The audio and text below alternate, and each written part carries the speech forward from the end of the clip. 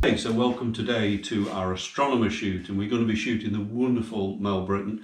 He's the same guy that we used for the Alchemist shoot about a year ago now. And just like the Alchemist, we've had great fun collecting all the little bits and bobs for our ancient astronomers table. So we've got a little globe here and a telescope and bits and bobs we've collected off of eBay. It's just great fun. Printed out a few star charts and download them off the internet and just printed them out. We've actually been able to use quite a few of the bits and bobs that we used for the Alchemist, to be honest, the books and the candle and so on and so forth. While we've got Mel here today, such a wonderful model, we're also going to shoot him as a sea captain or a seafarer anyway, mending nets, and we're also going to shoot him as a cowboy. So we're definitely going to get our value out of Mel today.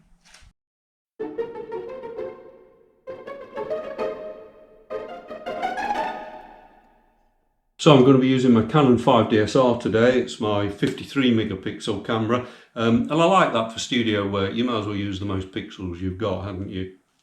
I'm shooting tethered, as I always like to do, tethered to the laptop. The beauty of that is the image comes up big on the laptop. I can properly see it, see that it's sharp, see that it's focused, and you can see that I've set up the lighting so I get a rough exposure. Obviously when Mel comes in we'll check it again, but I don't want it over bright, but I'll talk about that in a minute. 2, 3.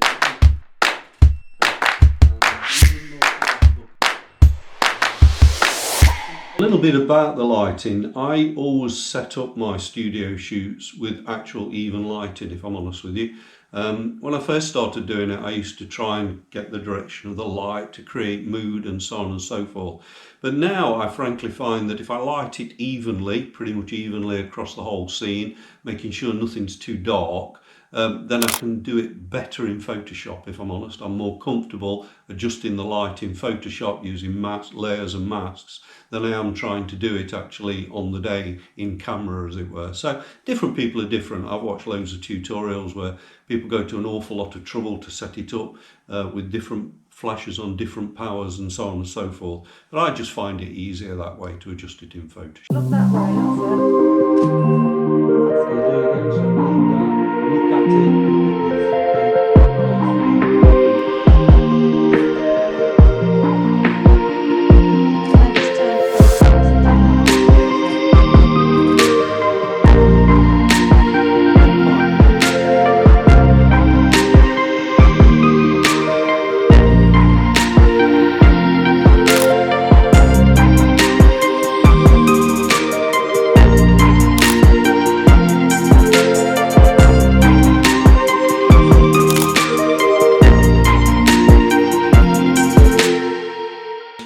Today I'm using the biggest softboxes I've got.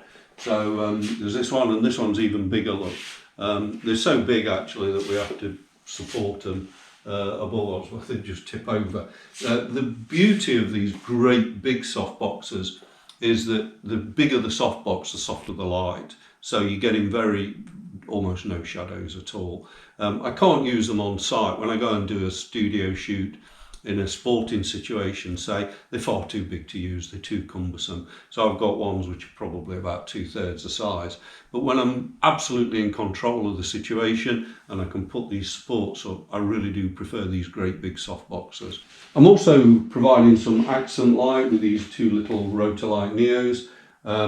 One shining down so that it illuminates the books and so on and the maps, and the other one's going to be shining up into Mel's face. And we'll have to adjust the power of those when Mel actually comes into the shot, and for different angles then we'll need to adjust the power, but they're just providing that little bit of directional light.